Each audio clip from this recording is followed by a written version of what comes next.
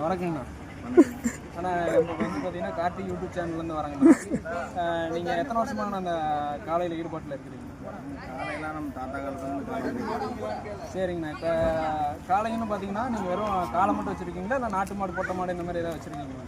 காலை தான் ஆரம்பத்தில் வச்சுட்டு இருந்தாங்க. சரிங்க. இப்போ தான் ரீசெண்டாக ஒரு கன்று பொட்டை கன்று வாங்கி வளர்த்துட்டு. இப்போ இந்த காலையை நீங்கள் எதுக்காகண்ணா யூஸ் பண்ணுறீங்க? காலைன்னா நம்ம ஊரில் வந்து ஃபேமஸ் வந்து எருதாட்டம். சரிங்கண்ணா.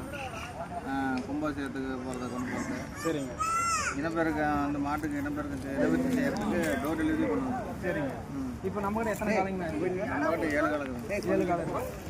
7 காலையில் நீங்கள் இப்போ எத்தனை காலம் நீங்கள் கொண்டு வந்துருக்கீங்க? இங்கே வந்து 4 காலம் கொண்டு வந்துருக்குறேன். சரி.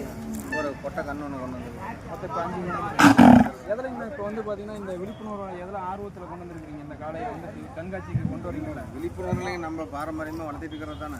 சரிங்கண்ணா. இல்லை நான் என்ன சொல்கிறேன்னா காலையை வளர்த்துறேன்னா நம்ம வீட்டில் வளர்த்துருப்போம், இப்படி வெளியில் இப்படி கொண்டு வரீங்க இல்லைங்களா அப்படிங்கிற எதுக்காக ஒரு இப்போ நம்மக்கிட்ட காலம் இருக்குதுன்னு நம்ம ஒரு இப்போ கண்காட்சி மாதிரி நடத்துகிறாங்க. வந்து நாட்டு மாட்டினுடைய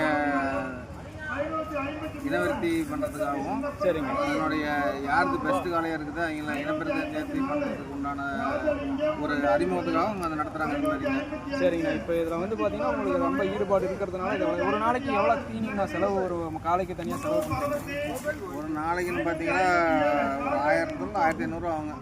ஒரு காலைக்கு மட்டுங்களா இல்லை மொத்தமாக 7 காலைக்கும்? 7 காலைக்கு ஒரு நாளைக்கு ஒரு 1500 செலவு பண்ணுறீங்க. இந்த 1500 செலவு பண்ணுறதுல உங்களுக்கு என்ன வருமானங்கண்ணா? இதனால் வருமானத்தை எதிர்பார்த்து நம்ம பாரம்பரியம் நம்ம வளர்த்துட்டு இருக்கிறோம். பாரம்பரியமாக காலங்காலமாக நாங்கள் வளர்த்துறது அதை அப்படியே ஃபாலோ பண்ணிட்டு இருக்கிறோம். சரிங்கண்ணா. ரொம்ப நன்றி.